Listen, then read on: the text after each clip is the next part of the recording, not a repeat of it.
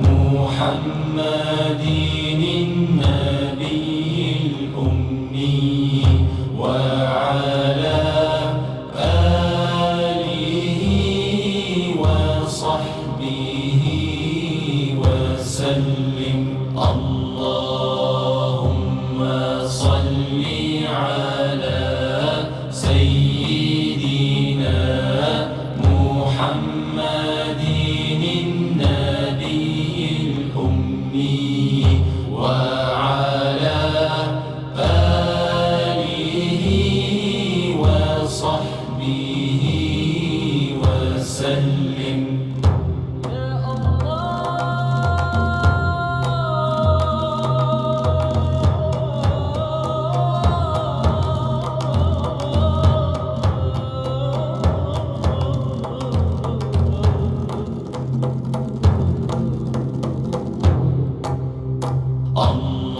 اللهم صل على سيدنا محمد النبي الأمي وعلى آله وصحبه وسلم.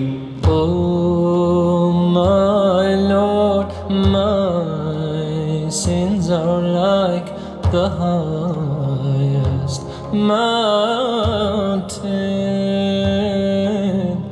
My good deeds are very few, they're like a small pebble.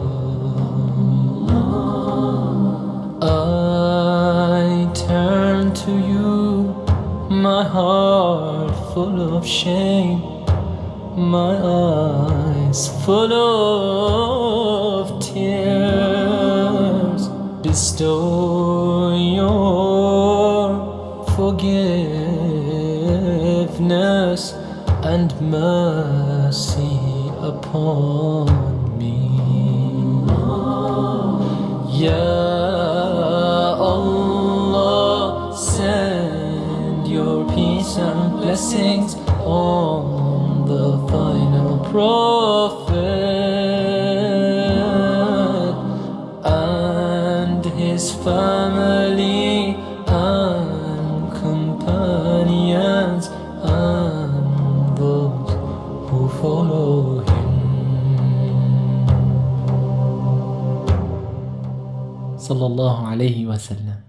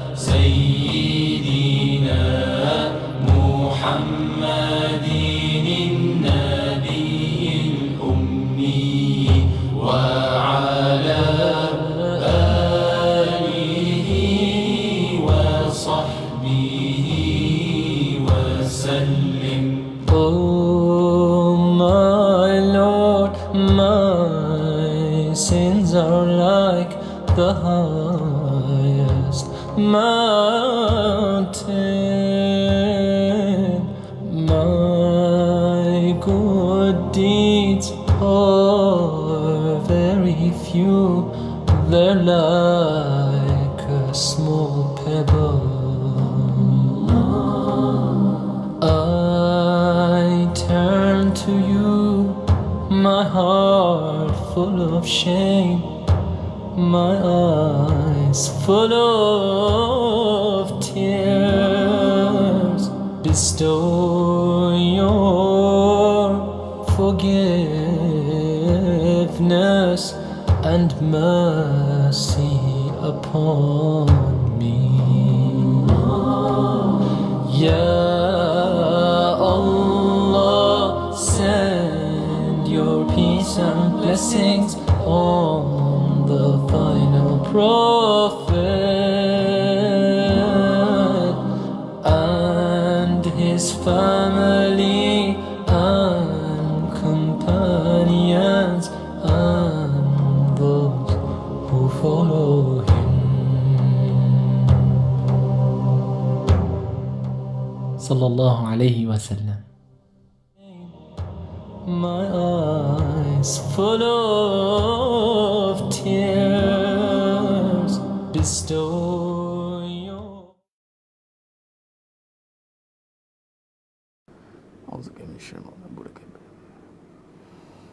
Assalamualaikum warahmatullahi wabarakatuh. Bismillahirrahmanirrahim. Innal hamdalillah nahmaduhu wa nasta'inuhu wa nastaghfiruh wa na'udzu billahi min shururi anfusina wa min sayyiati a'malina. May yahdihillahu fala mudilla lahu wa may yudlil fala hadiyalah. Asyhadu an la ilaha illallah wahdahu la syarikalah wa asyhadu anna Muhammadan 'abduhu wa rasuluh. Allahumma salli ala Muhammad wa ala ali Muhammad. Rabbi yassir wa la tu'assir bi tammim bil khair. Rabbi shrah li sadri wa yassir li amri wahlul 'uqdatam min lisani yafqahu qawli. Allahumma iftah 'alaina hikmataka wa anshur 'alaina min khazaini rahmatika ya arhamar rahimin. Wallahu allazi la ilaha illa huwa 'alimul ghaibi wasyahadah wa rahmanur rahim.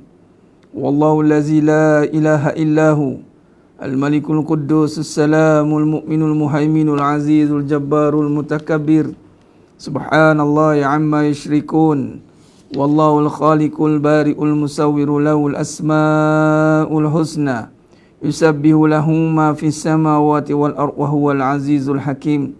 Wala hawla wala quwwata illa billahil aliyyil azim. Wala manja minallah illa ilaihi, amma ba'du. Sidang penonton, sidang jemaah yang dimuliakan Allah Subhanahu wa taala, para penuntut Akademi Ratu Furqan, muslimin muslimat, hadirin dan hadirat, pujuan-pujuan kebenaran. Mudah-mudahan kita semua tergolong dalam golongan hamba-hambanya yang benar-benar bersyukur. Amin ya rabbal alamin. Alhamdulillah, alhamdulillah summa alhamdulillah ala kulli ni'mah. Alhamdulillah ala kulli hal. Segala puji bagi Allah di atas segala keadaan, di atas segala nikmat yang Allah telah jadikan kepada kita hari ini. Begitu banyak nikmat yang Allah kurniakan kepada kita. Dari sekecil-kecil benda hingga sebesar-besarnya. Dan sekecil-kecil benda ni apa? Dunia. Sebesar-besarnya itulah iman, amal dan ketaatan. Mudah-mudahan dengan apa yang Allah telah kurniakan kepada kita hari ini, semakin lama kita hidup, semakin kita membawa hati kita taqarrub, makin dekat dengan Allah SWT. Hati yang tidak mahu terpisah walau seketika untuk berharap, untuk kembali kepada Allah SWT. Itulah hati yang sentiasa duduk di dalam ingat kepada Allah SWT. Ingat ni kerja hati. Ingat ni kerja hati, bukan sekadar kejelisan. Lalu dalam perbahasan kita, sedang jemaah yang dimuliakan Allah SWT, Allah kita mahu merungkai ataupun menjadikan kehidupan kita hari ini bukan kehidupan yang sia-sia. Satu kehidupan yang lalai, satu kehidupan yang sia-sia. Kita nak mengisinya dengan zikrullah. Terisi dengan hati yang ingat, zahir dengan lisan, lalu diterjemahkan dengan perbuatan ketaatan. Alhamdulillah, mudah-mudahan dengan berkat istiqamah anda semua yang menonton, sedang jemaah mungkin Allah Ta'ala, yang terus istiqamah untuk menghadirkan diri dalam pengajian kita setiap malam. Subhanallah, inilah masa yang ada, kita kena isinya. Tiada istilah banyak datang kelas, tiada istilah banyak, kerana amalan ini makamnya sedikit saja. Jangan sesekali lihat banyak beramal. Sesekali bila kata banyak beramal, maka anda tidak beramal sebenarnya. Tapi kalau anda banyak beramal tapi tak rasa macam beramal, itu barulah benar-benar beramal. Amal itu hidup bila diri ni mati. Amal ni mati bila diri itu hidup. Jadi bila kata dah banyak kali datang kelas, dah banyak kali, maksudnya belum datang lagi. Dia martabat amal ni sentiasa refresh. Martabat amal ni sentiasa baru sepatutnya. Dipanggil tajdid, memperbarui. Tajdidun niat, memperbarui niat. Tak ada istilah dah lama. Sebenarnya dalam bab akhirat, dalam bab iman, semuanya baru sebenarnya. Sentiasa fresh. Sentiasa segar. Sentiasa semangat. Itulah iman. Tak ada istilah saya, sebagai contoh dah lama ceramah ni bosan saya. Ceramah dengan anda semua. Duk ulang kadang-kadang topik yang sama, perkara yang sama. Tak ada timbul istilah itu. Dan anda pula tak ada istilah bosan mendengarnya benda yang sama. Kadang-kadang ulang juga berkali-kali. Tak ada istilah bosan. Kerana apa? Perkara yang sama itulah yang sepatutnya kita ulang berkali-kali, membawa kenikmatan di dalam hati. Sebagai contoh dengan lafaz kalimah Allah. Afdal zikru fa'lam annahu la ilaha illallah. Allah itu lafzul jalalah. Nama sama daripada dulu sampai sekarang. Jangan sampai nama Allah pun kita bosan dah. Hati-hati. Orang beriman ni, nama Allah tu semakin wajilat qulubuhum, semakin nikmat. Siapa yang mengamal melazimi salawat, padanya sudah ada zikir. Sebab bermula dengan Allahumma salli ala Allah, depannya Allah. Dalam salawat tu ada zikir. Allahumma salli ala sayyidina Muhammadin nabiyil ummi. Allahumma salli ala Muhammad wa ala. Lagi sebut lagi nak tahu, lagi sebut lagi nak tahu. Itu sepatutnya. Jadi satu kegairahan, keasyikan, nak lagi, ataupun ketagihan. Sebut tagih ni nampak benda yang buruk, tapi datangnya sifat kegairahan. Gairah dia bertukar kepada perkara-perkara ketaatan. Subhanallah.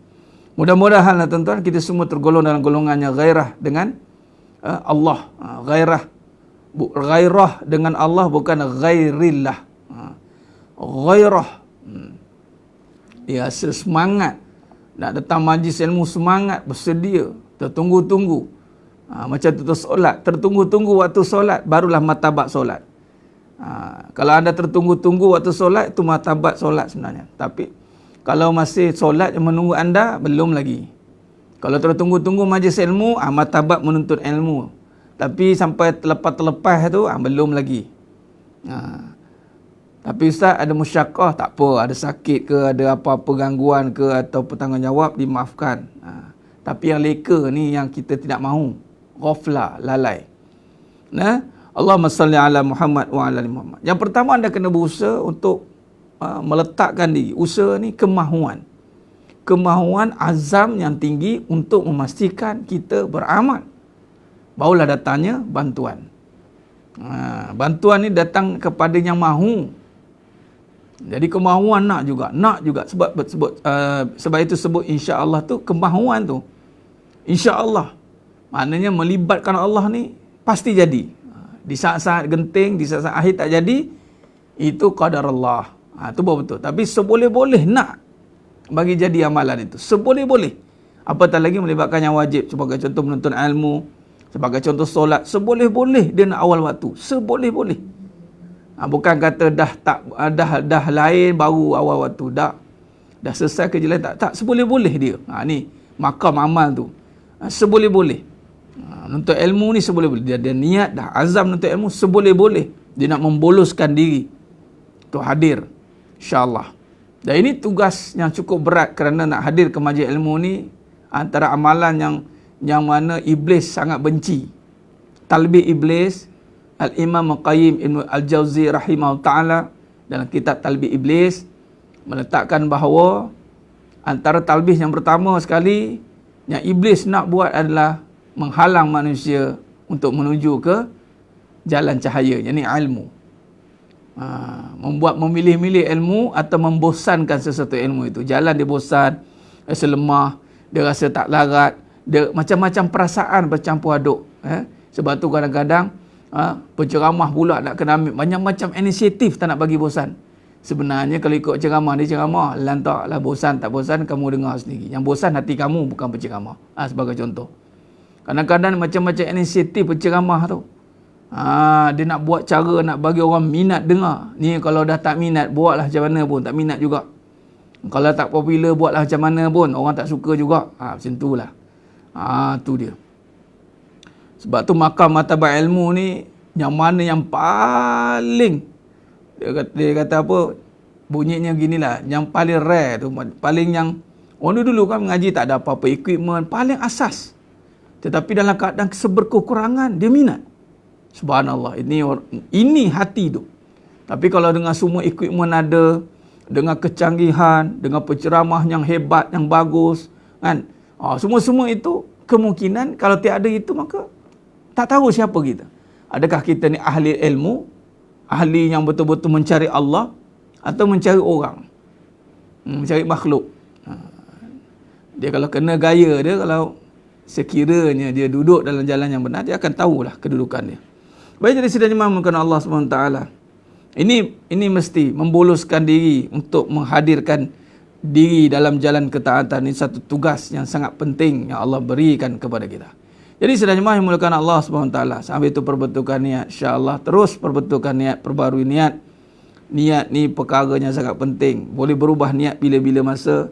Ingat, barang siapa niat kerana Allah, maka sudah pasti dia tiada lelah. Niat dia kerana Allah, sesuci-suci niat dia, maka semudah-mudah dia Allah akan bagi bantuan. Jadi kita perbetulkan niat dalam nak belajar, nak faham, perbetulkan niat dalam kita faham, perbetulkan niat. Jadi antara perbetulkan niat ni, kita perbetulkan tujuan hidup kita, kefahaman kita. Jadi sedang jemaah mulakan Allah SWT, khair.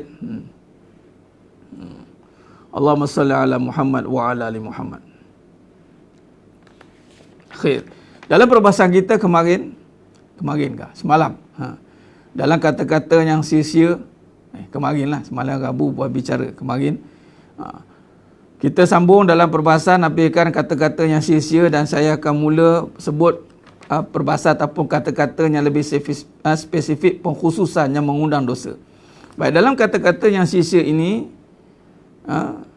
dalam rujukan, kita merujuk dalam kitab Lisanul Haq, dan rujukan kitab Lisanul Haq ini juga merujuk dalam kitab Tazkiyatun Nafs.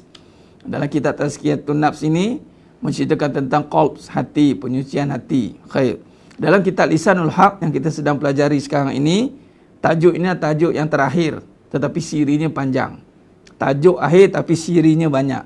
Maksudnya ada pecahan-pecahan. Sebab pengakhiran daripada perbahasan Lisanul Haq, kita nak tutup dengan perbincangan yang membincangkan pertama kalam yang mengundang syirik. Ini terus bincang bab syirik. Kedua, membincang kalam keraguan. Kalam keraguan. Yang ketiga, kalam sia-sia. Ni kita tengah sia-sia ni. Keraguan, kita dah bincang lau. Yang syirik dan dosa. Ni start dosa lah. Saya dah sentuh dak syirik, dan selepas pada ini saya akan sentuh tentang dosa. Kata-kata yang mengundang dosa. Khair. Kita sambung dalam perbahasan kata-kata yang tiada manfaat bagi dia. Baik. Kalau kita lihat bagaimana kita nak mengenal pasti kata-kata ataupun perbincangan yang tiada manfaat. Khair. Di sini ada diberikan satu contoh sedang jemaah yang muliakan Allah SWT, yang mana antaranya adalah banyak bertanya mengundang bahaya. Banyak bertanya ni. Bertanya hal perihal ibadah orang sehingga menyebabkan orang itu berada di persimpangan nak menjawabnya. Puasa ini lagi? Macam tu. Yang ditanya di sini, adakah anda berpuasa? Jika dia jawab ya, kemungkinan besar terganggu amalan dia. Jika dia jawab tidak, kadang nipu pula. Kita buat orang sebersalah. Sebab tu jangan suka bertanya benda yang tak pasti, atau yang tak ada manfaat. Kalau dia puasa ke tak puasa ke, apa kena mengenai kita? Itu maksud yang manfaat ni. Bila kata manfaat ni, kalau kita rujuk pada contoh al-ilmu yanfa', ilmu yang bermanfaat ataupun yang bermanfaat ni pasti akan memberi kesan pada pahala kita. Pastikan pertanyaan kita itu menambah ilmu kita. Pastikan pertanyaan kita itu membawa kita makin dekat kepada Allah. Itu kata-kata yang bermanfaat. Tapi kalau sibuk tanya amalan orang ataupun sibuk tanya keadaan orang, apa manfaat bagi kita? Kadang-kadang kita tak perlu tahu pun keadaan dia. Sebab tak ada manfaat bagi kita pun. Dimisalkan di sini ya. Jadi kata Dr. Syed Hawar rahimahullah, ibadah yang dirahsiakan lebih utama beberapa darjat daripada ibadah yang tidak dirahsiakan. Jika dia menjawab tidak, maka dia akan berdusta. Dan jika dia diam, tidak menjawab, dia telah memandang rendah kepada yang bertanya. Nampak tidak begitu? Jadi, berat untuk kita menjawab persoalan ibadat. Solat Jumaat tak? Pening. Dah lah besok hari Jumaat kan? Solat Jumaat tak? Dia dah tahu dah solat Jumaat tu payah nak dapat. Dia nak jawab serba salah, tak jawab. Salah. Arti kata lain, buat orang serba salah. Buat serba salah. Jangan tanya benda yang tak ada kena-mengena dengan kita. Senang cerita gitulah. Tak ada kena-mengena. Baik, lagi demikian juga pertanyaan kepada seseorang yang melakukan kemaksiatan tentang sesuatu yang dirasakan. Pertanyaan tentang seseorang yang melakukan kemaksiatan tentang sesuatu yang dia dah rahsiakan dan sesuatu yang boleh membuatkan dia malu. Engkau dulu macam mana? Engkau jahat dulu. Ataupun engkau pernah tak pergi? Dia suka mengimbau kembali soalan-soalan yang, dan kita pula kadang-kadang setengah tu borak balik perihal dulu. Sebab tu dalam pengajian hakikat kehidupan Lisanul Haq, saya sangat tekankan, jangan kaitkan dengan pengalaman-pengalaman lampau. Tak semua pengalaman itu, jika pengalaman tu baik, bimbang-bimbang membawa riak. Jika pengalaman itu buruk, bimbang-bimbang mengungkit kembali kemaksiatan. Jadi senang cerita, tak payah cerita. Diam. Terasa telan sendiri. Tapi kalau nak buka X-File, boleh. Kalau dengan saya memang kena buka X-File. Kita kena tengok dulu rekod-rekod sebelumnya. Sebab apa yang berlaku sekarang adalah kerana tangan-tangan kita yang dulu. Dia tak tiba-tiba jadi sekarang, tuan-tuan ya. Damage is done. Hashtag. Kerosakan yang telah berlaku dia disebabkan tangan-tangan kita yang dahulu. Surah Syura ayat 30. Allah kata. Dan Allah dah ampunkan sebahagian besar pun. Ingat. Jadi membuatkan dia malu bertanya. Dia jangan bertanya tentang rahsia orang, tentang kisah lampau orang. Dengan dulu macam mana? Contoh kan, dia ni kahwin lagi-lagi. Allah tak didik ke cerai lagi-lagi. Dengan yang dulu macam mana? Allah, dia nak jawab. Tak jawab karang. Yang ni pula jenis yang geng-geng Power Rangers. Allah. Soalan saja. Belum dia start. Kalau dia start cerita, ngumpat tu. Baik. Jangan tanyalah hal-hal perihal orang senang. Ada orang tu tak payah tanyalah senang cerita. Tapi kalau Ustaz, kita orang ni kan korang-korang nak manis mulut, tak payah. Kan manis mulut tak bertempat, manis terlebih manis jadi apa? Penyakit. Tak payahlah. Dalam bab perkara-perkara yang mengundang dosa juga adalah dipanggil berlebihan ramah. Nanti kita cerita. Ada orang ni ramah tak bertempat. Habis semua. Kadang contoh, minta maaf, kalau yang jenis yang sales ataupun yang menjual, dia ni bukan jenis suka bagi salam, tapi sebab dia nak jual barang ni, masa Assalamualaikum tuan. Amboi dah hati. Ramah betul. Kalau kau tak bawa barang tu, kau jenis bagi salam tak? Tu maksud dia. Dia punya ramah dia ramah dengan orang yang ada kepentingan. Itu tak boleh berlebihan dan tidak bertempat. Hati-hati. Allahumma salli ala Muhammad wa ala ali Muhammad. Suka bercerita hal-hal dulu jangan. Baik. Adapun di sini kata Dr. Hawar rahimahullah mengatakan, adapun sebab yang mendorong untuk melakukan perkara yang tidak bermanfaat. Sebab kenapa suka buat benda tidak bermanfaat adalah dengannya ada keinginan untuk mengetahui sesuatu tidak perlu atau kerana bersikap ramah. Ni dia. Bersikap ramah dalam percakapan merupakan jalan yang menjerat hubungan yang menghabiskan waktu, menjerat hubungan ni. Oh tidak, silap. Jalan yang mempereratkan hubungan, tamak. Mempereratkan hubungan atau juga untuk menghabiskan waktu dengan cerita-cerita yang tidak ada manfaatnya. Ni di sini ada tadi ni. Okey. Maknanya sebab mendorong yang kata-kata tak manfaat ni adalah keinginan nak tahu sesuatu perkara yang tidak perlu. Tidak perlu hal-hal orang, hal keadaan anak dia ke, suami dia ke, mantan ke, apa ke. Tak payah. Tapi cerita ni sebab kerana bersikap ramah. Ramah ni hati-hati. Lelaki kurang sikit saya jumpa yang ramah ni. Orang perempuan. Hati-hati sikap ni. Dia ramah telajak dia panggil. Habis semua benda dia nak tanya. Tu dia. Hati-hati. Tanya apa yang perlu, kena tahu apa yang nak ditanya. Pastikan pertanyaan manfaat untuk kita, bukan untuk dia yang bertanya. Faham? Itu yang bertanya. Jangan bertanya benda yang tak ada kena-mengena dengan kita, pergi tanya buat apa? Allahumma salli ala Muhammad. Khair. Ini kita tanya benda. Ingat, ini masalah zaman juga ni. Ramah. Nak tanya, anak sihat? Tak pasal-pasal tanya anak aku dah tak ada ni dengan aku. Assalamualaikum tuan, apa khabar? Terus straight the point. Point apa nak cakap, tanya khabar, okey cukup. Tanya khabar, sihat ke? Sihat. Tak payah tanya lagi. Dia tanya payah, mana tahu dia baru lepas. Macam ni suami sihat? Baru lepas bertinju dengan suami tadi. Suami sihat? Sihat. Nanti, kau nampak? Dia dah tipu dah. Kita mencetus supaya dia tipu. Tak payah tanyalah benda-benda macam tu. Dan di sini kata kerana bersikap ramah dan nak tahu benda yang tidak perlu. Sebab tu dalam pengajian ni jangan salah tanya. Memang kena rapat ke dinding kena. Tak maaf lah. Lepas tu jangan bual-bual benda yang tak patut dalam pengajian. Catat nota, tulis komen yang patut-patut. Jangan tanya yang tak patut-tak-patut.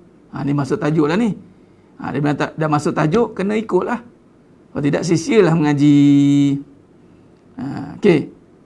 Menyembuhkannya. Cara mengatasi cakap benda tak manfaat ni, menyembuhkannya semua dengan cara mengetahui bahawa kematian itu selalu di hadapannya sedang dia hanya ditanya tentang setiap kalimah yang diucapkannya. Allahu Akbar. Tuan-tuan, kaedah kita nak hindarkan pada cakap benda yang tidak manfaat ni kena renung. Setiap kata-kata ni semua counted. Tak ada istilah kata alah aku saja je. Tak ada saja je. Dalam Islam tak ada saja je. Sama ada keluar dosa atau pahala. That's it. Mana kalau sia-sia tadi, bila keluar sia-sia, bila sia-sia ini mengundang dosa. Pertama sia-sia saja. Yang ni mubah. Kan mubah, mana harus. Dia keluar salah tanya. Dosa. Tapi kebanyakan yang tidak manfaat ni akan pergi pada dosa lah. Ni katanya. Renung, kematian selalu ada di hadapannya. Sebab tu jangan terkejut. Ustaz, saya ni jadi macam pendiam pula sekarang ni. Bagus ya? Ni orang tak sukalah kawan dengan saya, Ustaz, saya pendiam. Tak apa. Dulu saya wah Ustaz. Biar. Dah insaf kan? Ingat mati. Macam mana? Tapi orang ingat mati ni lemah ke tak? Orang yang ingat mati bukan lemah, bukan lembik, bukan tak ada semangat. Orang yang mati lebih bersemangat nak menjaga hidup dia. Okey. Yang mana kematian itu lalu di hadapannya, sedangkan dia akan ditanya tentang setiap kalimah yang diucapkannya. Nafasnya adalah berhartanya, lidahnya adalah jaringan yang boleh digunakan menangkap bidadari, kata di sini. Sementara mensia-siakan dan membuang-buang waktu itu adalah suatu kerugian. Ini adalah penyembuhan dari segi keilmuan. Adapun penyembuhan dari segi amal perbuatan nyata adalah menghindarkan diri, yakni uzlah. Ini pun satu, uzlah. Jangan suka duduk. Jom apa? Mes sini suka kumpul-kumpul. Di sini kata, yang tadi segi ilmu, jadi bagi ilmu tentang kematian akhirat. Yang kedua, uzlah. Nampak?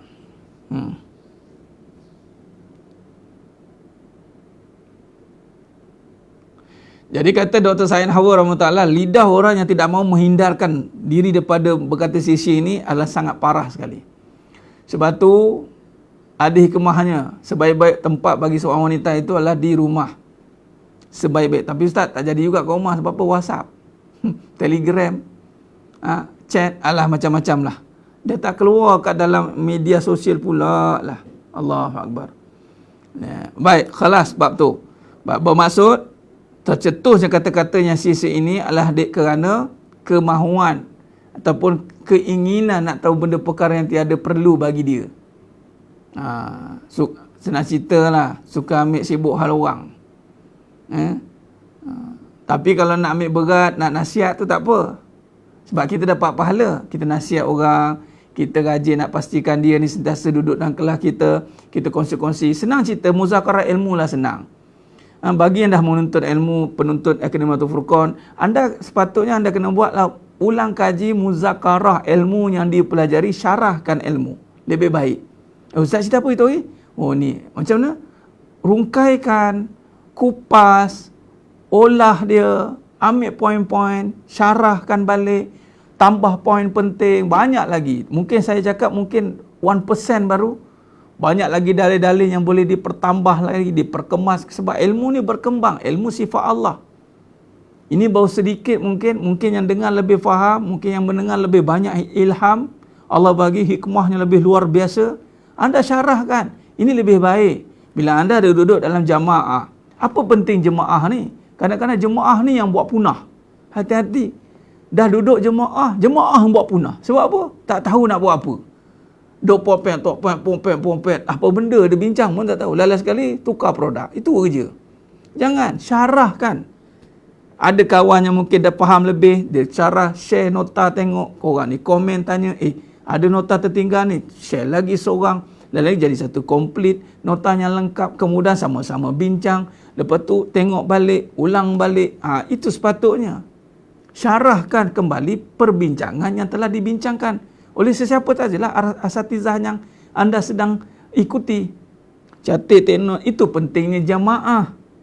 Mungkin kita tertinggal nota ini, kawan ni ada nota ini. Jadi saling lengkap melengkapi. Cross check. Bukannya cross check. Kau tengok, aku tengok ustaz malam ni lain macam lah kata. Nyantak sia-sia. Aku rasa ustaz ni kan mula-mula. Ni yang pelik-pelik ni. Kau aku tengok dia tu kan mula itu dah masuk nanti, nak masuk mengumpat pula nanti. Hati-hati. Jangan jaga jemaah. Bahaya, sebab tu nak buat jemaah ni cukup bahaya. Sebab dia mengumpul silat hari bulan yang duduk dalam tu, elok-elok nak berubah jadi lebih rebah. Hati-hati. Tapi ada jemaah yang ditubuhkan kumpulan untuk geng-geng, dipanggil apa? Geng-geng apa namanya? Apa? Nangis bucu katil lah, macam tu lah. Jenis yang hampa-hampa ni. Dia buat grup geng-geng yang terkecewa, macam-macam geng lah. Allahu Akbar. Allahumma salli ala Muhammad wa ala. Buat grup, bincang, syarahkan. Itu penting. Dah ada penuntut akademi, alhamdulillah kumpul. Buat cross check. Banyak nota-nota. Dengar balik, ulang kaji balik. Itu sebenarnya. Jaga jemaah dengan sentiasa bermuzakarah. Ini tidak akan jemaah. Dalam jemaah lah banyaknya isu punah gana. Timbul berpuak-puak pula. Bahaya ni wujudkan jemaah sebenarnya. Sangat bimbang. Tapi tak apalah, atas keperluan untuk menuntut ilmu, kita adakan jemaah. InsyaAllah. Khair. Baik, seterusnya. Dalam bab yang mengundang kata-kata yang mengundang dosa. Kita terus pada kata-kata dosa. Yang pertama di sini, ucapan yang berlebih-lebihan. Ghulu. Baik, ini juga tercela. Ucapan yang berlebih-lebihan. Macam mana dikatakan ucapan yang berlebih-lebihan ini? Ianya juga mencakupi perbuatan yang mengundang sia-sia. Tadi perkataan yang sia-sia, tapi ini mengundang sia-sia dan sesuatu yang tidak bermanfaat juga mencakupi sifat menambah ucapan dalam perkara yang bermanfaat menurut keadaan. Sebab orang yang menganggap penting sesuatu boleh saja dia mengatakannya dengan ringkas. Dan boleh juga dengan membesar-besarkannya. Baik, ini hati-hati. Dalam bab apa ni? Produk. Kadang-kadang dalam bahasa dia panggil exaggerate. Dalam bahasa Arab dia ghulu.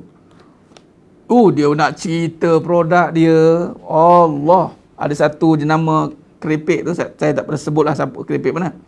Paling sedap di dunia. Saya cakap. Saya baca je punya tagline, dalam hati tak lama ni. Kalau dia tak ubah kata-kata ni tak lama ni. Jangan berlebih-lebihan. Itu dah lebih sangat, bukan berlebihan lagi, lebih sangat. Paling sedap di dunia. Macam tahu je, carilah sendiri. Kod lah owner dia terdengar ke, tolonglah ubah, tak usah pakai kata-kata tu. Menghancurkan nanti kan. Hancur ni kita tak tahu apa sebab nak hancur. Kan kita tak nampak. Dia panggil malang tak berbau. Kalau berbau senang lah. Defect ataupun kehancuran sesuatu perkara kita tak perasan, tuan. Jangan main-main. Jadi pertama sekali dalam bab ni jangan berlebih-lebihan. Explain, nak jual tu mainkan emosi, ni berlebihan, dia bermainkan perasaan. Ini dia mainkan, oh Allah, tak, saya nak explain ni senang cerita lah. Dia mempengaruhi perasaan orang supaya orang berlebih-lebihan, kemudian dia ambil kesempatan atas lebih-lebih itu. Hati-hati dalam bab simpanan, jangan berlebih-lebih. Tak takut ke? Nanti mati susah, tinggal bini, tinggal itu, tinggal ni. Berlebih-lebih explain. Cukuplah nak buat simpanan, kita insaf. Yakin dengan rezeki, tak usah nak cerita berlebih-lebih. Ini ke rumah turun dari langit, amboi. Makan ini. Terus ingat tentang Nabi. Padahal dia bukan ingat Nabi pun. Dia ingat ke rumah je. Subhanallah. Hati-hatilah. Di sini kata membesar-besarkan cerita. Iya kan. Hati-hati. Sekiranya jika dia sakit tu, sakitnya. Dia punya cerita padahal tak adalah sangat pun. Susah. Susahnya ada perasaan. Orang yang perasaan suka berlebih-lebihan, suka buat cerita lebih-lebih. Sebenarnya straightforward je. Habis tak bosan lah straightforward. Siapa kata bosan straightforward? Bila kita jelas, lagi lapang hati kita. Kadang nak cakap apa sebenarnya ni? Kadang. Tengok Al-Quran. Al-Quran kalamullah. Kalamul haq. Straightforward. Jelas. Padat. Tepat. Tak melengit-lengit. Jelas. Penipu. Tak ada Allah satu perkara yang ini. Tak ada. Al-Quran bukan falsafah. Falsafah dia ada kata bunganya. Al-Quran itu adalah kalam kebenaran. Dia boleh jadi kata falsafah. Falsafah ni kan dia ada bunga dia sikit, ada lenggok-lenggok dia sikit lah. Yang mengaji fahamlah kan. Jadi nak mendapatkan berlebih-lebihan, maksud juga menyebut dua kata sudah boleh disebut berlebih-lebihan. Artinya melebihi yang diperlukan dan itu tercela kerana alasan yang telah disebutkan walaupun tidak menimbulkan dosa dan bahaya.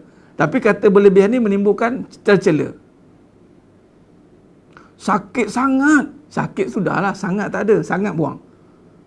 Jangan mulai hari ni cuba belajar cakap lapar. Lapar gila sangat. Dia belakang dia tu. Ada contoh haram J kan. Adalah haram jadah pula tu. Tambah lagi. Nak menyungguhkan lagi. Taukid dia panggil. Menguatkan lagi. Tak payah. Dalam bab kata-kata ni kita sekadar. Susah. Susah ke sekarang? Susah lah Ustaz. Innalillah. Tak apalah Ustaz, insyaAllah. Dia tak lebih. Susah, kesian. Buat lagu. Buat. Tak cukup dengan tu. Dengan cerita, dengan tangisan orang pun. Jangan. Ingat, syurga tak ada lebih-lebih pun. Nak masuk syurga. Cuba cerita. Tengok, suka baca surah Waqi'ah. Straightforward cerita. Zap. Jelas.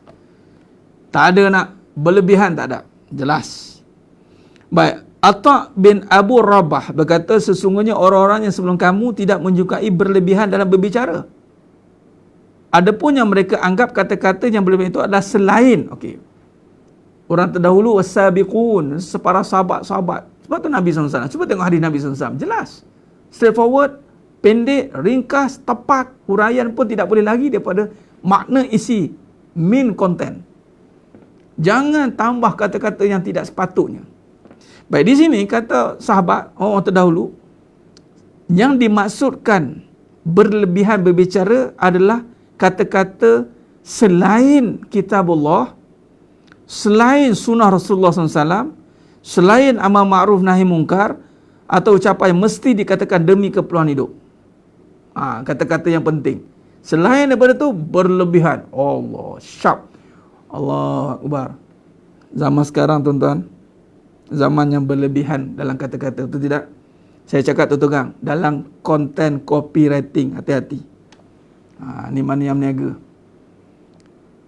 Anda yang berniaga, tolong saya nasihatkan, saya cakap terus terang, jangan berlebih-lebih explain the expression tentang you punya situasi, you punya produk, you punya apa. Don't. Jangan mainkan perasaan orang. Ini saya sampaikan sebab Allah tak suka. Jadi saya sampaikan saja. Ya ke? Sedih. Allah siannya. Siannya buat Allah. Sebut ke Allah tu. Tapi kita punya expression tu nak nak konon-konon nak simpati, empathy tu nak bagi ngam tu. Allah, dengan dia tak jadi nangis, dia tengok kita, dia nangis, kita nangis, 2 kali nangis. Patutnya, ya puan, sabar, insya-Allah Allah ada. Kita jelas, tegas. Tak bermakna dia begini. Berlebihan ni, benda yang hulu ni, apa saja berlebihan dia panggil ekstremis. Manis, contohnya manis ni mesti lebih. Manis mesti ambil lebih. Tak ada lagi orang pahit ambil lebih. Ui, pahitnya makanan ni ambil lebih? Tak ada. Pahit mesti sikit. Manis yang banyak, bukan banyak, berlebih lagi. Sebab tu setakat hari ni, kalau pahit berlebihan tak membawa kemudaratan. Manis yang berlebihan yang merosakkan. Dia puji isteri dia, sekejap lagi ada masuk kalam puji juga. Pun sama, dia angkat, subhanallah, awaklah satu-satunya yang ada. Tu dia. Itu dah masuk kalam syirik pula. Allahu Akbar. Lalu dikatakan Dr. Said Awar rahimahullah, adakah anda mengingkari ada 2 malaikat penjaga di sebelah kanan dan kiri yang menulis apa yang anda cakapkan? Apakah anda tidak malu jika kelak kebanyakan catatan yang ditulis dalam buku amal anda adalah perkara-perkara yang tidak ada hubungan dengan kemaslahatan agama dan dunia anda? Sebagai sahabat ada yang berkata, seorang lelaki mengatakan sesuatu kepadaku sedangkan jawapannya lebih segar daripada air sejuk dia di saat kawasan, maka aku tidak mahu menjawabnya kerana takut berlebihan. Baik, ditanyakan, ada seorang sahabat ni diceritakan tentang bagaimana keadaan orang nak minta pendapat. Macam mana? Sedap tak? Oh, sedapnya. Dia tak nak. Dia cakap, alhamdulillah sedap. Sebab tu Nabi SAW dalam kadar memuji makanan pun sederhana. Dalam apatah lagi makanan yang tak sedap, diam. Ya Allah, pahitnya. Hati-hati. Allah. Jangan. Diam. Tak sedap, diam. Masin, diam. Masam, diam. Itu Nabi buat. Kadang-kadang kita terlebih cakap, masin sangat. Sangat dia tak tahan tu. Even cakap masin pun dah berlebihan dah. Nampak? Payah ni. Bak kata-kata ni yang payah ni. Kata yang tidak bertulang. Dengan Allah tak ada apa-apa masalah tuan. Dengan Allah silakan. Wazkurullaha katsira. Apa datangnya perkataan puji Allah berlebihan? Ini tentang makhluk. Kan dah kata tadi, selain daripada kitab Allah, sunnah Rasulullah, amar ma'ruf nahi munkar, ucapan yang selain daripada yang penting, puji Allah. Bukan kata berlebih, kena lebihkan puji Allah. Khalas, titik kat situ. Habis tak, kalau dalam hidup ni sebut Allah, sebutlah. Nanti orang nak bosan, tu je lah. Kita memang tak bosan, orang bosan. Jadi imbangkanlah sikit. Tapi dalam banyak kita, kata dalam 24 jam, katalah dalam 24 jam ni, counted kata-kata yang keluar ni, katalah 50,000 patah perkataan. Ikutkan Allah ni, dia kena 70,000, 80,000. Majority. Sikit-sikit Allah, sikit-sikit Allah, sikit-sikit Allah. Cuma orang lah sakit. Oi, dia ni sejak-sejak dah hakikat kehidupan, sikit-sikit Allah. Orang lah tak tahan. Jadi kita moderate. Kalau sekiranya kita seorang-seorang, sebutlah, tak payah sebut lain. Allah. Seorang-seorang kan? Tapi bila ada opponent, bincang, borak apa yang. Itu pun kita hati-hati. Bila dia kata ada benda-benda tak patut, wallahu alam. Bila minta pendapat, wallahu alam. Sebut Allah juga, habis cerita.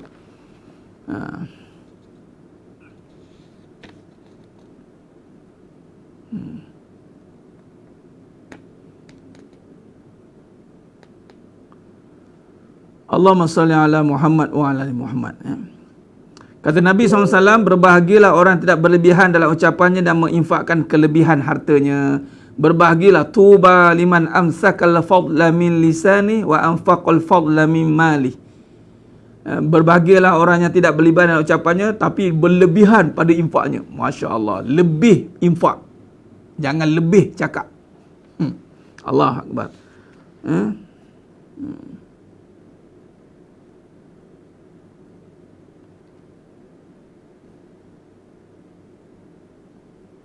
Baik, ayah Mutarrif bin Abdullah berkata, aku datang kepada Rasulullah SAW yang sedang berada di tengah sekumpulan orang Bani Amir.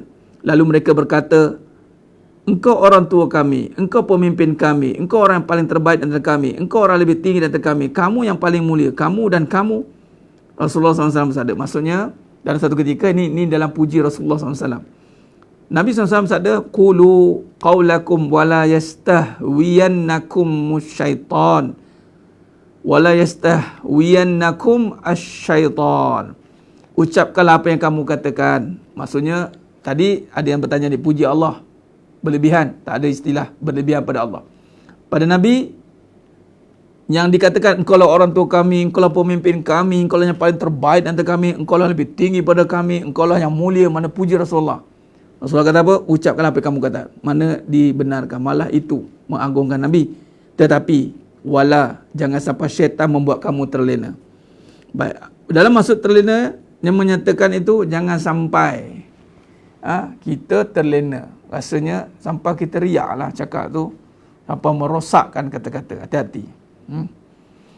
Sebab bila memuji ni akan nampak. Saya teringat dalam satu kenyataan tu, Allahumma salli ala Muhammad, anak murid pada Abu Yazid Bustami, tak silap saya. Ketika dia puji Allah, la ilaha illallah, Tok Guru dia kata, Abu Yazid Bustami kata, kau dusta. Islam kau sebut la ilaha illallah, kau nak kelihatan mulia, bukan nak memuliakan. Allahu Akbar. Tuan-tuan, kita puji Allah, subhanallah, masya Allah, betul-betul puji Allah ke ataupun nak orang puji kita? Tu. Ini yang kata Nabi tadi, qulu qaulakum wala yastahwiyannakum asyaitan. Katakan, tak apa, puji Nabi, silakan. Tapi jangan sampai syaitan lenakan. Sebab bila kita sebut Allah, Nabi, seakan-akan nanti orang kata, hebatnya dia cinta Nabi, hebatnya dia. Bukan Nabi yang hebat, maknanya orang yang bercakap tu yang dilihat hebat. Hati-hati, ubah hati ni halus tuan-tuan. Sedangkan menggunakan Allah SWT. Ibnu Mas'ud radhiyallahu anhu berkata, aku peringatkan ucapan kamu yang berlebihan. Cukuplah seorang mengatakan apa yang sesuai dengan keperluannya. Al-Hasan berkata, wahai anak Adam alaihissalam, kelak akan dibukakan kepada Adam alaihissalam catatan amal dan diwakilkan dua malaikat mencatat segala amal perbuatan itu. Oleh sebab itu lakukanlah apa yang kamu suka, banyak atau sedikit. Kita boleh cakap apa yang kita nak, banyak atau sedikit, tapi ingat semua tercatat. Hati-hati. Ibrahim Al-Taimi berkata, jika seorang mukmin ingin berkata, dia hendaklah memerhatikan. Jika dia diberikan waktu, berbicaralah. Tetapi jika tidak, maka diamlah. Para pendosa lidah lalu bercakap lepas. Mulut laser. Ni dia. Para pendosa lidah selalu bercakap lepas. Allahumma salli ala Muhammad wa ala ali Muhammad. Khair. Baik, jadi sidang jemaah yang muliakan Allah Subhanahu wa taala. Khair. Maka di sini kalau kita lihat ucapan berlebihan.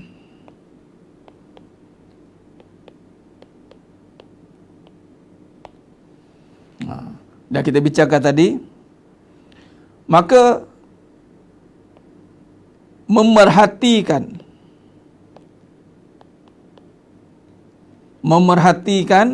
apa yang nak dibicarakan.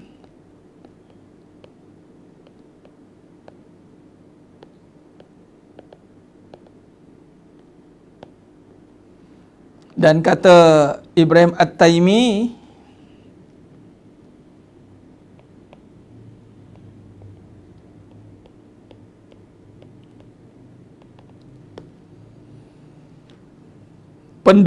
para pendosa lidah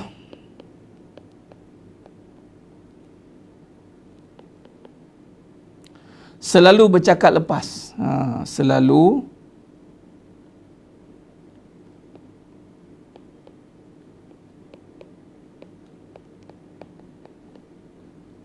Dipanggil mulut laser. Standard tak? Pernah biasa dengar? Pernah. Mulut laser lah kau ni.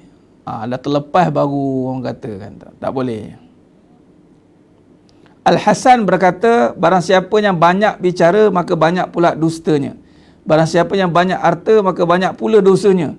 Barang siapa yang buruk akhlaknya, maka dia menyiksa dirinya. Dia kata banyak bicara, banyak dusta. Sebab kadang-kadang ada benda yang tak patut kita cakap, kita tambah-tambah macam tadi berlebihan lah. Banyak harta, banyak dosa. Ustaz, banyak harta, dosa. Banyak harta, betul lah. Banyak harta tak bawa pahala, dosa. Harta yang tidak digunakan untuk jalan pahala, dosa. Dia tak ada saja.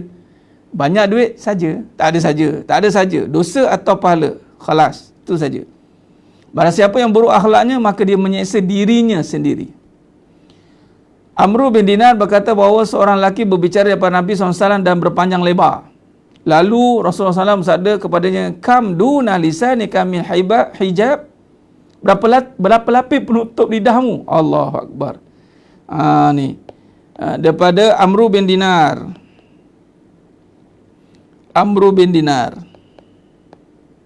Baik, ini ingat cakap banyak ni panjang lebar ni kita bincang tadi. Benda yang tak ada kaitan dengan kitab Allah, tak ada kaitan dengan Rasulullah SAW, hadis Nabi, tak ada kaitan dengan apa perkara yang amal ma'ruf nahi mungkar, tak ada berkaitan tentang perbahasan kehidupan. Ini dikatakan tadi tentang kehidupan. Yang ni banyak bercerita, hati-hati. Sehingga Nabi SAW kata, kam duna lisanik min hijab. Berapa lapis penutup lidahmu? Allah Akbar. Banyak, panjang lebar. Lelaki itu menjawab, 2 bibir dan gigi. Nabi bersabda, afama kana lakak ma yuraddu kalamuk? Apakah kamu tidak memiliki sesuatu yang dapat menahan ucapan kamu? Subhanallah. Imanlah. Sebab tu jangan kita gairah nak bercakap. Allahumma salli ala Muhammad wa ala. Umar bin Abdul Aziz berkata, sesungguhnya mencegah aku banyak berbicara rasa takut menjadi angkuh. Okey. Ini Amru bin Dinar ni bercerita tentang seorang lelaki yang jumpa Rasulullah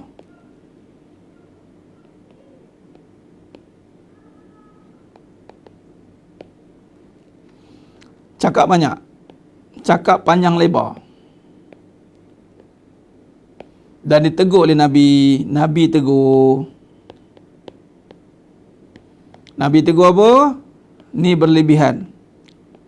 Berapa lapis lidah? Nabi kia. Berapa lapis lidah penutup lidah ni? Berapa lapis?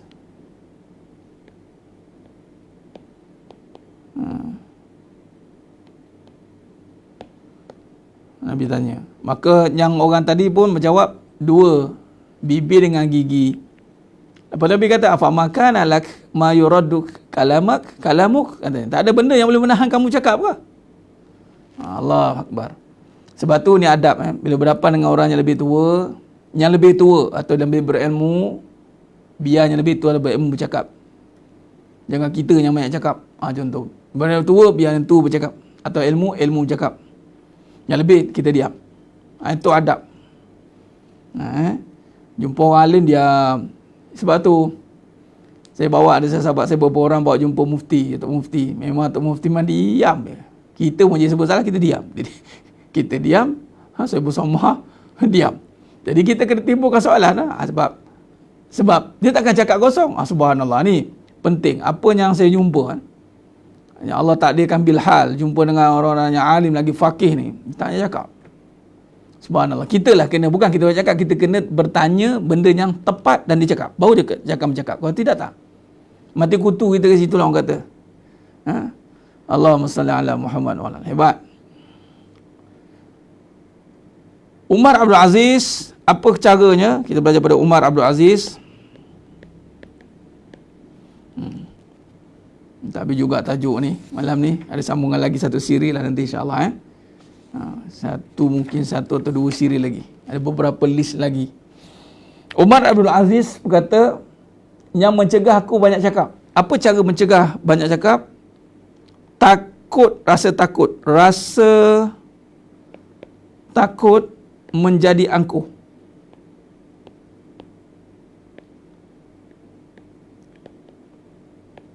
Oh, bahaya ni. Kalau bercakap kan, ni apa dasar perbincangan kita ni? Bercakap yang selain daripada sepatutnya.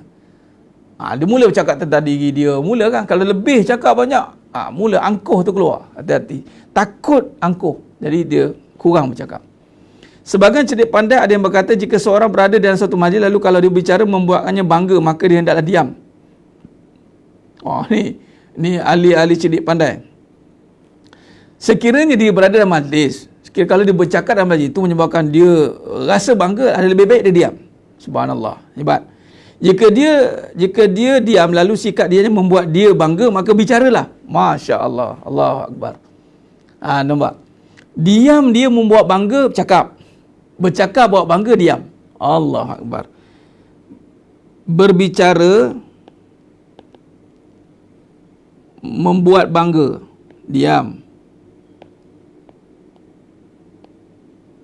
Maka diam. Tapi dia membuat bangga, maka bicara. Ini hikmah lah ni ya. Aku tahu, aku diam lah. Biar orang tak tahu.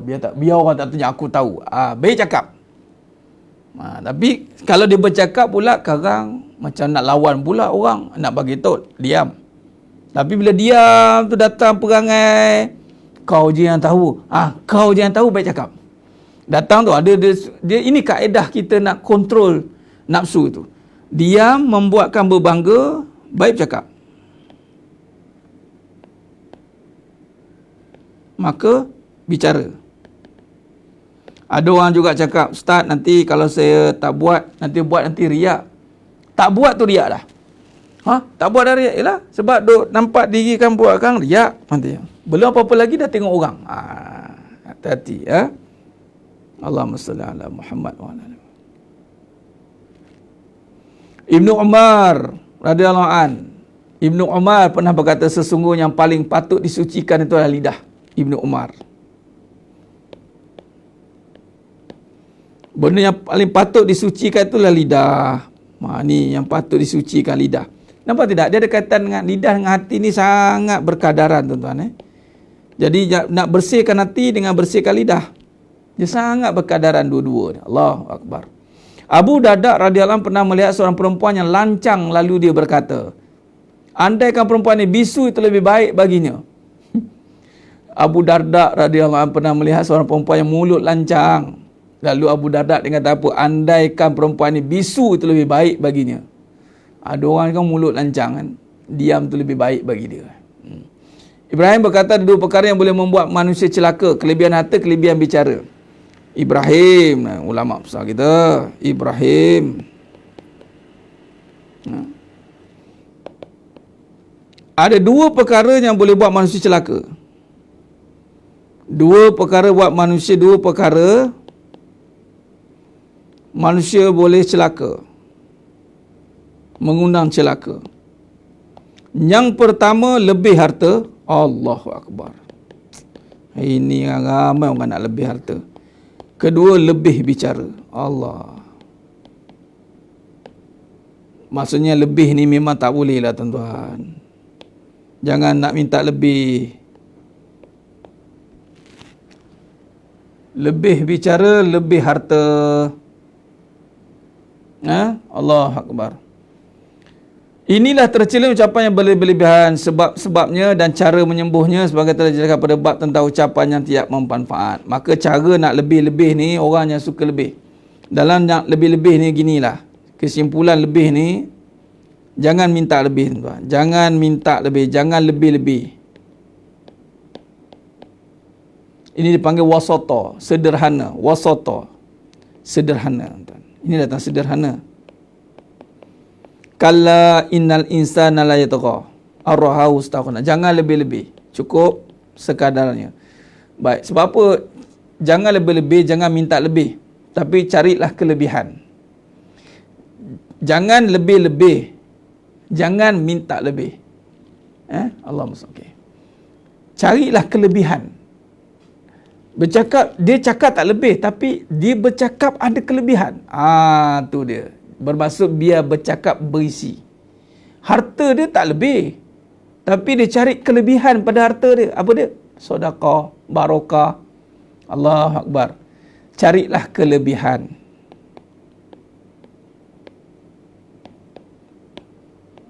Kelebihan ni dilebihkan.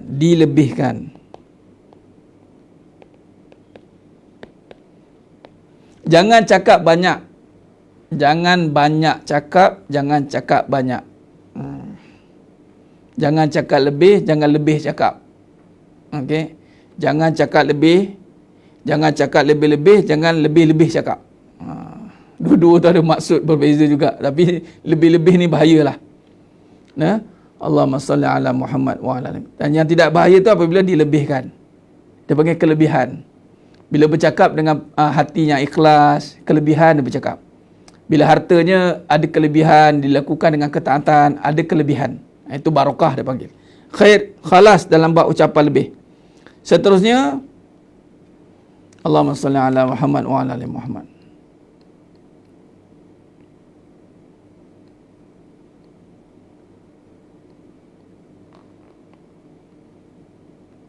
Baik. Larut dalam batilan. Seterusnya larut dalam kebatilan. Ni kita dah sentuh dalam bab kata-kata batil ni. Cuma saya nak sebut satu hadis ni. Ni yang mengundang dosa. Kata-katanya larut dalam kebatilan. Allahumma salli ala Muhammad. Bilal bin Haris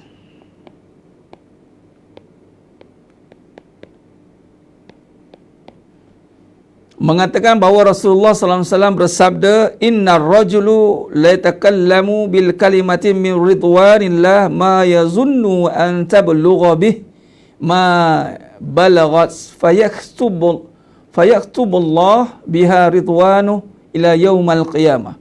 Wa innar rajula la yatakallamu bil kalimah min sukhtillah ma yazunnu an tablugha bih ma balaghat fayaktubullah alaihi bisuhtahu ila yaumil qiyamah. Yang bermaksud sesungguhnya seseorang akan mengatakan suatu kalimah yang diredai oleh Allah. Dia tidak menyangka dengan kalimah itu ia akan sampai kepada apa yang diperolehi. Lalu Allah menuliskan ucapan itu sebagai keredaannya pada hari kiamat. Sesungguhnya seseorang akan mengatakan satu kalimah yang dimurkai Allah. Dan dia tidak menyangka dengan kalimah itu ia akan sampai kepada apa yang diperolehinya, lalu Allah menuliskan ucapan itu sebagai kemurkaannya pada hari kiamat.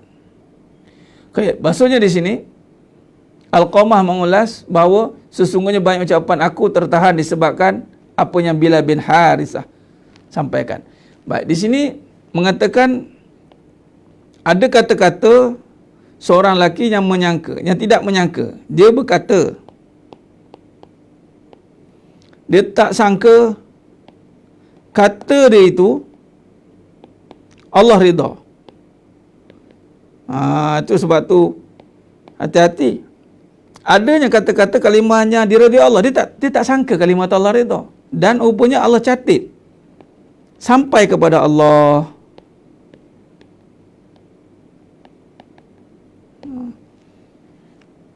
Maka dapatlah balasannya di syurganya. Hari kiamat dapatlah balasan yang setimpal dengannya. Tapi ada satu dijawab lagi. Ada seorang lelaki berkata-kata tak sangka Allah murka. Maksudnya gini, ni yang tak mengaji lah tuan, bercakap dia tak tahu benda tu Allah tak suka, dia cakap. Maksud larut dalam kebatilan ni, kata-katanya sebati dengan kemaksiatan. Contoh kata-kata kita bincang, kata-kata syirik, kata-kata ragu, kata-kata mengundang murka, cela, dia sebati, dia punya cakap tu sebati. Dia tak sangka dia punya kata-kata itu Allah murka. Akhirat baru dia nampak Allah murka. Allah rugi ni orang macam tu. Sebab dia bercakap kok suka. Kau suka aku lah cakap puas hati aku. Tak ada puas hati Bercakap kau suka mana ada puas hati. Makin dia tak puas hati lagi dah. Allahumma salli ala Muhammad wa ala ali Muhammad. Khair. Jadi maknanya berkata-kata ada ketikanya kita tak sangka kata-kata kita itu diterima oleh Allah. Kita tak sangka. Jadi sebab tu adalah lebih baik kita hati-hati. Adakah kata-kata kita larut dalam kebatilan atau larut dalam keredaannya? Tu kata-kata yang sebati dengan keredaan Allah. Sebab tu kena zikrullah lah. Cakaplah benda-benda yang Allah ridha. Allahumma salli ala Muhammad wa ala ali Muhammad. Bertaubatlah Puan Aliyah, dah nak padam taubatlah istighfar. Sebab tu lah, subhanakallahumma wa bihamdik asyhadu an la ilaha illa anta astaghfiruka wa atubu ilaik. Tu penutup kalam bicara. Lepas bicara ni pun boleh diamalkan. Kita tutup dengan tasbih kafarah. Tu tasbih kafarah tu. Subhanakallahumma wa bihamdik asyhadu an la ilaha illa anta astaghfiruka wa atubu ilaik. Itu supaya dalam perjumpaan kita bercakap ada benda-benda yang terlepas pandang, terkata, terbuat perkara-perkara tidak elok, maka diampunkan oleh Allah SWT. Mudah-mudahan. Sebab tu kena sentiasa istighfar. Lazimi istighfar, lazimi salawat. InsyaAllah. Khair.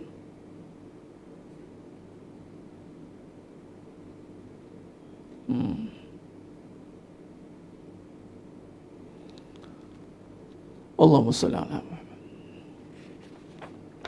Khair.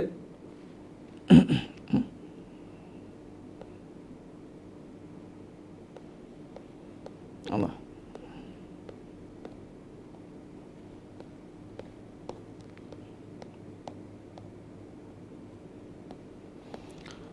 Allahumma salli ala Muhammad wa ala ali Muhammad.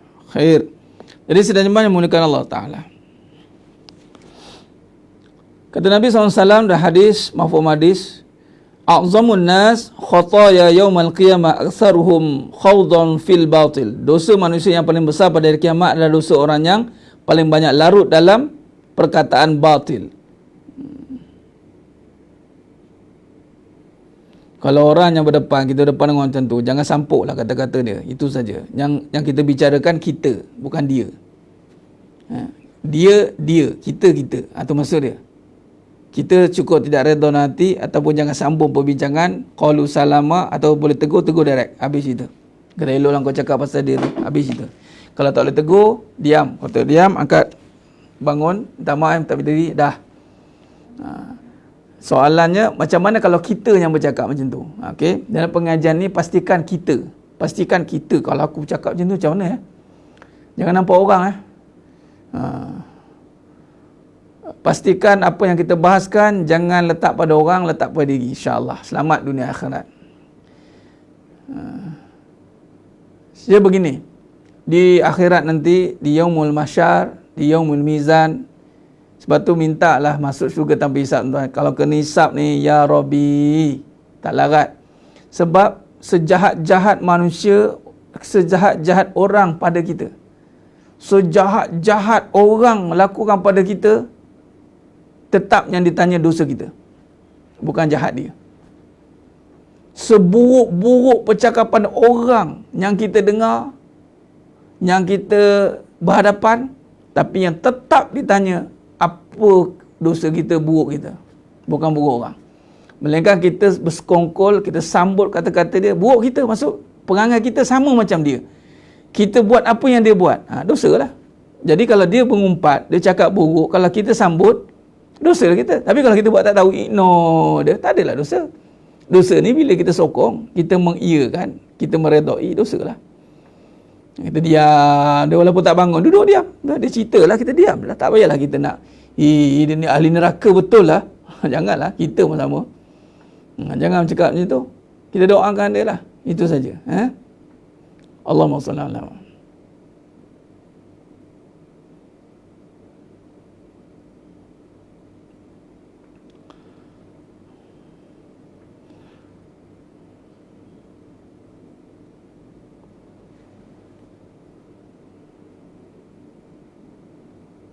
Baik.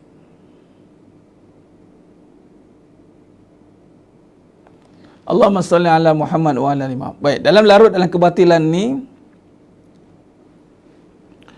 kata Ibn Sirin, seseorang lelaki daripada golongan Ansar melalui majlis mereka dan berkata, berwuduklah kamu sebab sebahagian apa yang kamu ucapkan itu lebih kotor pada hadas. Dia suruh berwuduk, mengingatkan kita untuk tidak melakukan dosa juga. Inilah yang disebutkan larut dalam kebatilan, dia dan dia ditimbulkan oleh ghibah, namimah, berkata keji dan sebagainya, bahkan termasuk juga menceritakan perkara yang dilarang tanpa ada manfaat secara agama. Baik, kesimpulan kepada berlebihan kata-kata ni yang mana mungkar, kita sebati dengan dia, maka itulah dikatakan larut dalam kebatilan, kata-kata yang mengandungi murka Allah Ta'ala. Khair. Baik, seterusnya bertengkar dan berdebat. Seterusnya bertengkar dan berdebat, bertengkar dan berdebat.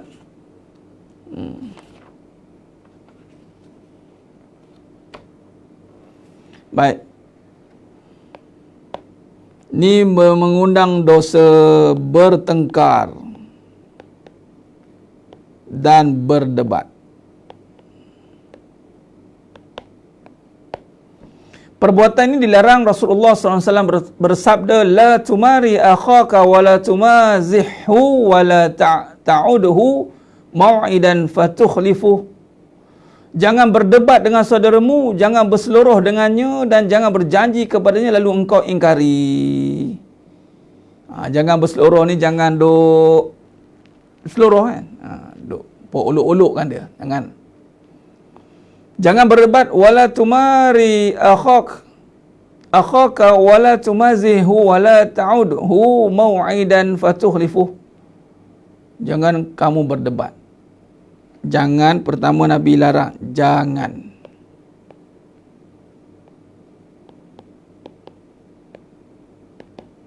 Saudara ya, maksudnya umum. Apatah lagi kalau isteri berdebat dengan suami.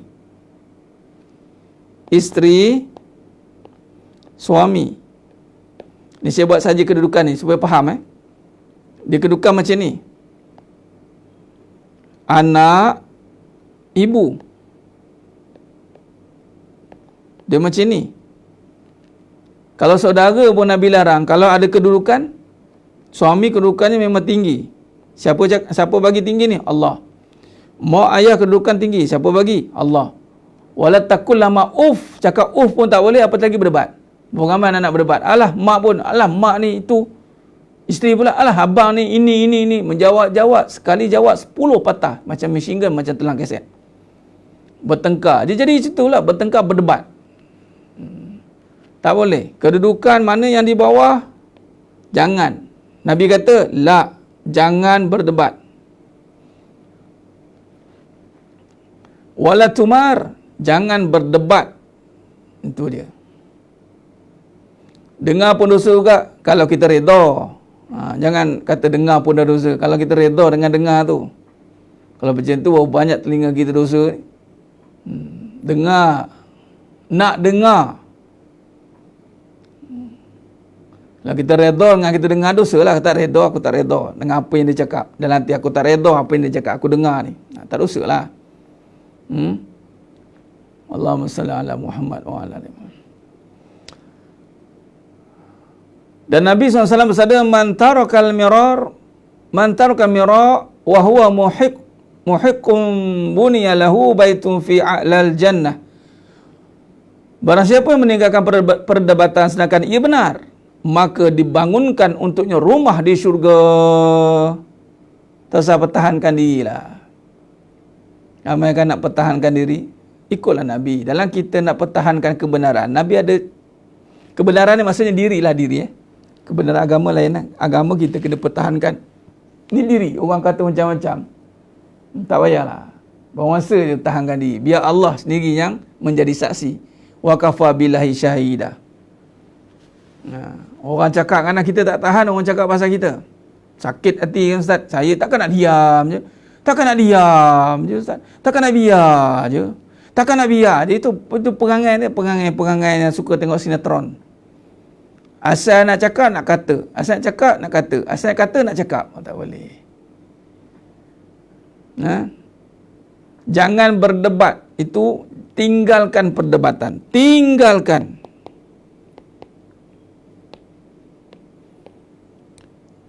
Ini tak habis cerita lagi tau. Tinggalkan perdebatan ni. Tinggalkan perdebatan.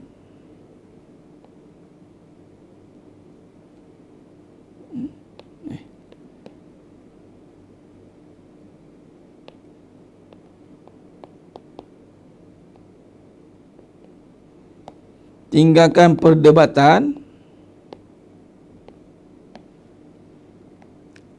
tinggalkan perdebatan bukan simpan tak puas hati. Hati-hati. Tinggalkan mana berlapang dada. Jangan diam je lah, nak macam mana suami kita diam je lah. Jangan nak bahasa mudah gini lah. Jangan main-main agama boleh tak? Kalau Nabi kata diam sungguh-sungguh. Jangan, yelah nanti tu, yelah suami je lah betul. Itu memperli. Tak guna juga diam. Tak guna diam macam tu. Diam ni sepatutnya hatinya lapang. Itu diam. Diam ni, meninggalkan diam ni sama dengan kenyang. Saya bagi contoh diam ni kenyang. Orang kenyang, masa puas, diam lah dia. Relax. Hey, kenyang nampak? Alhamdulillah, kenyang tadi, makan tadi. Ni diam, itu bukan diam, tu diam-diam dah tak puas hati aku. Kalau aku betul sebenarnya ni, tak boleh. Jangan ada simpan ni dalam hati, dia busuk hati, dengki, tak puas hati, tak boleh. Diam bermaksud kita sudah mendapat kemenangan oleh Nabi kata. Dapat syurga lah. Ni, meninggalkan perdebatan, sedangkan ia benar, jika benar umat Nabi SAW terkenang di rumah kat syurga, nak marah buat apa? Dia bukan, diam je lah. Macam tu, apa cerita macam tu? Allahu Akbar.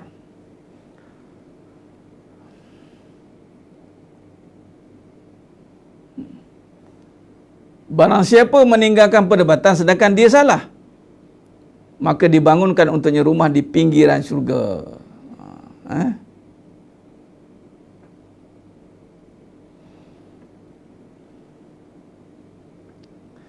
Allahumma salli ala Muhammad. Yang salah pun kau tinggalkan pun dapat juga abuannya. Apatah lagi yang benar, kemudian dia tak pertahankan kebenaran. Apatah lagi dengan isteri dengan suami, anak dengan mak. Suami kan, apalah bang, nak syurga. Allah. Baik. Tidakkah sesat satu kaum setelah mereka mendapat petunjuk kecuali jika mereka melakukan perdebatan.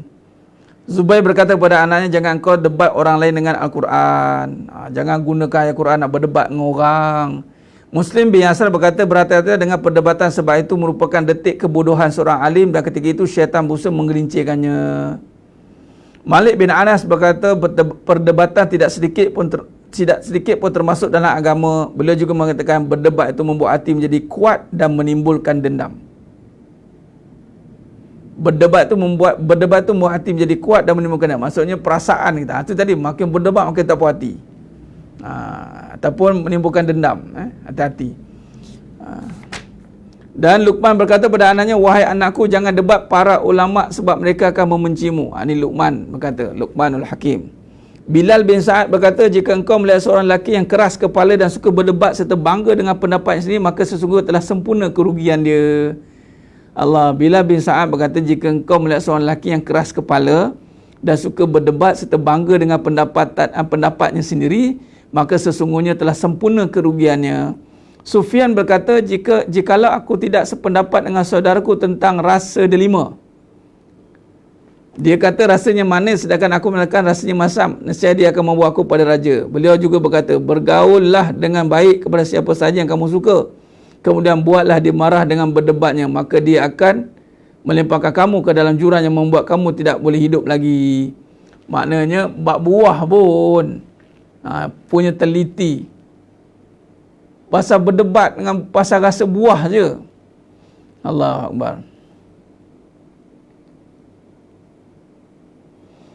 Ibnu Abi Lailat berkata, aku tidak akan berdebat dengan temanku sebab boleh jadi aku akan menustainya atau aku akan marah kepadanya. Abu Darda berkata, cukuplah menjadi dosa bagimu jika engkau sentiasa menjadi orang pendebat. Jangan. Habis debat perdana. Wallahualam, itu kena cek baliklah, mungkin perkataan. Itu lebih baik. Mungkin pendebat yang dimasuk di sini adalah menimbulkan perbalahan, pertengkaran, bergaduh. Debat ni dia akan banyak meremeh-remehkan orang, meremeh-remehkan, merendah-rendahkan. Itu yang bahaya tu. Allahumma salli ala Muhammad wa ala ali Muhammad. Khair.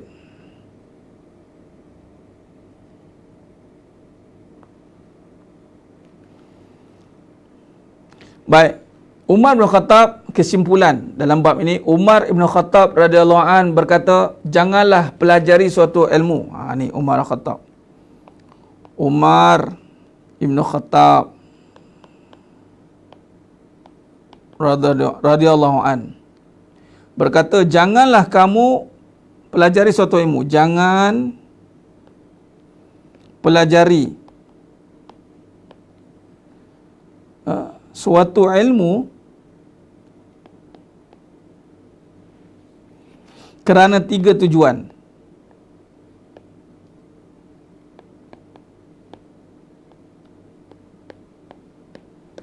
Jangan pelajari satu ilmu kerana 3 tujuan. Yang pertama, yakni jangan pelajari ilmu kerana untuk berdebat. Pertama, jangan belajar sebab nak berdebat. Ni para ilmuwan semua, hati-hati. Jangan ada lebih sikit berdebat. Isteri ada ilmu sikit, abang apa tahu. Tak sia-sia ilmu tu. Suami ada ilmu sikit, engkau apa tahu. Habis. Anak-anak ada ilmu sikit, mak apa tahu. Engkau apa tahu. Jangan ajak berdebat. Jangan pula kerana untuk membanggakan diri. Yang kedua, jangan nak bangga diri. Belajar ilmu ni. Ilmu apa ni? Ni ilmu ada kelebihan-kelebihan tertentu. Jangan. Yang ketiga, jangan kerana untuk menunjuk-nunjuk. Belajar dengan siapa? Ini popular pula tu. Ni kau calang-calang boleh belajar dengan dia ni. Itulah malas aku nak cakap. Tapi itulah kau dah tanya, aku cakap lah. Itulah. Jangan pula kerana berasa cukup. Ini kerana malu mempelajari. Janganlah tinggalkan ilmu. Dan tambahannya lagi, janganlah tinggalkan ilmu, tidak mahu pelajari kerana malu mempelajari. Kata Umar bin Khattab radhiyallahu anhu. Dan jangan pula berasa cukup dan jangan merasa pasrah dengan kebodohan. Jangan malu nak belajar, tinggalkan malulah nak belajar, satu.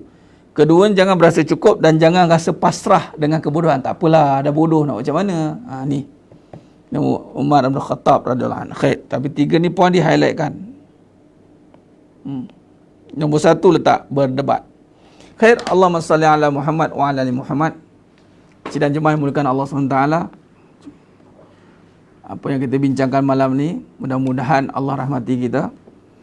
Cukup untuk kita sedar dan kita rungkai balik kekeliruan-kekeliruan yang berlaku dalam perbahasan ataupun lisan-lisan kita hari ini. Mudah-mudahan semakin kita belajar, semakin kita memperkemaskan iman kita, percakapan kita, amalan kita, insyaAllah. Malam Jumaat insyaAllah perbanyakkan selawat dan salam ke atas junjungan mulia Nabi Muhammad SAW. Dan teruskan berdoa, dan kita masih dalam bulan Rajab. Allah barik lana fi Rajabin wa Sya'ban wa balikna Ramadan. Perbanyakkan doa, perbanyakkan istighfar, perbanyakkan selawat. Kita berada di malam yang jumhur ulama memang menekankan selawat dan berdoalah. Moga Allah ampunkan kita.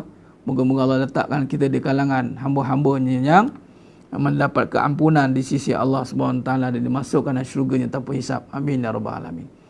Saya kira cukup setakat itu dulu. Mohon ampun, mohon maaf di atas segala ketelanjuran kata, terkasar bicara. Moga-moga Allah Ta'ala sajalah yang mampu menyempurnakan perbahasan kita pada malam ni. Aku qouli hadza wa astaghfirullahalazim li wa lakum wa billahi taufiq wal hidayah.